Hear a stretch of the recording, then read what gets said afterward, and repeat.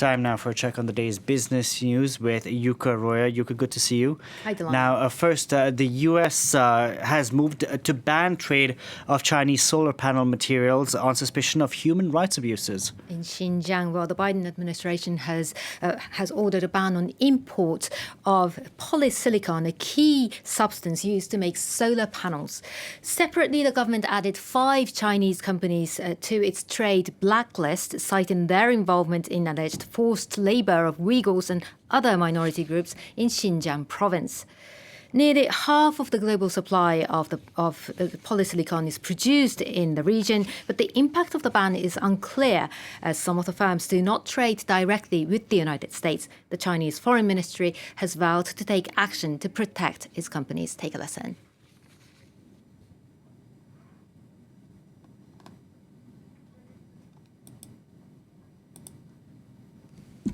中方将采取一切必要措施，坚决维护中国企业的合法权益。中方对美方基于谎言和虚假信息制裁中国企业表示强烈谴责。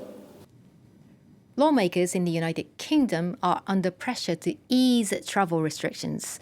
Transport Secretary Grant Shapps is expected to release an update on Britain's so-called green list of countries where people can travel without having to quarantine upon their return.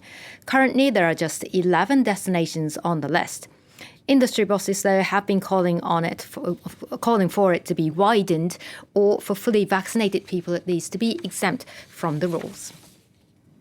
With that, let's take a quick look at the markets now. And here in Europe, shares are mostly up at midday, with Paris's CAC 40 gaining the most. This after a new survey showed business sentiment rising further in June. Germany's DAX also up, as you can see, following the release of IFO's Business Climate Index, a similar survey, which hit a 2.5-year high. John McAfee, the creator of the world's first commercial antivirus software, has died in an apparent suicide. The 75-year-old was found dead in his prison cell in Barcelona just hours after a Spanish court approved his extradition to the United States. He was facing charges of tax evasion and money laundering, as well as of cheating investors in a multi-million-dollar cryptocurrency scheme. The cybersecurity mogul launched his eponymous antivirus in the late 1980s. The software, though, is now owned by Intel following its acquisition back in 2010. As well as being a pioneer in this field, McAfee was known for his eccentric behavior. Last year, he even unsuccessfully ran for US president in exile. Here's the author of McAfee's biography reacting to the news. John McAfee pioneered the antivirus industry, full stop. You know, he was the guy that really brought it to the masses and brought it to corporate America, and in a way infected all of us with his paranoia. We're all very scared, and there are certainly cases where you should be scared of viruses and technology in general. But with John, you were never quite sure what was real and what wasn't. The United Nations General Assembly has again voted to call for lifting the American trade and economic embargo on Cuba. That's been in place for nearly 6 decades. But once again, for the 29th year, the United States voted against that resolution.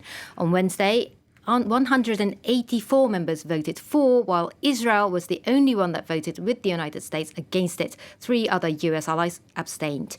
General Assembly resolutions are not legally binding and cannot force Washington to end the sanctions. The Trump administration opposed the previous vote back in 2019, while the Obama administration abstained in 2016. Some Cubans voiced their disappointment with President Joe Biden. El bloqueo es en contra de la vida, en contra del desarrollo, en contra del amor. Cuba es amor. Entonces, déjennos darle amor a todo el mundo, que nosotros somos un corazón grande. Tuvimos esperanza con Biden, es un católico, uno dijo, bueno, vamos a ver, pero pertenece al mismo grupo. Solamente cambia el nombre del partido. A top French court has overturned a ruling that shops in the country cannot legally sell cannabidiol or CBD. While it is an active ingredient of marijuana, CBD is non-psychotic and doesn't make you high, and is increasingly being sold around the world. Measured, weighed and ready for consumption. These are cannabidiol flowers, derived from hemp plants, and until now it was illegal for them to be sold in stores across France. But the country's highest appeals court has overturned that ruling, allowing the sale of CBD as long as it had been legally produced by a member state of the European Union. Today, it allows us to be more legitimate, saying that these EU laws are enforceable on member states and that member states have to follow them. CBD has long been researched for various medical applications, with users also finding the non-psychotic compound useful as a relaxant. Now, as a result of its health and wellness purposes, cannabis stocks have attracted growing interest across world markets. In 2020, the global cannabidiol trade was valued at $2.8 billion, and it's set to increase another 25% this year. French distributors say the new law will help them latch on to this growing trend. It's a good thing because France is finally allowed to grow cannabis for purposes other than the textile industry. So this is going to give work to farmers who are struggling. For us distributors, as we now have more than 10 employees, this is going to provide jobs in an economic situation that is affected by the health crisis. So there are only positive things. Cannabis in general is still outlawed in France. However, the country's Economic Council have advised that legalized recreational use would raise an estimated revenue of $3.3 billion per annum, with the potential to create 80,000 jobs. That will be a hot topic of debate. Do you during use CBD presidential- oil? No, I've never tried. Have you? No, but apparently it's good to help you sleep, so I use melatonin. Could be so- good for Could be good. Thank you very much for that, Yuka. Yuka Roy there with today's business news. More news coming up. Stay with us.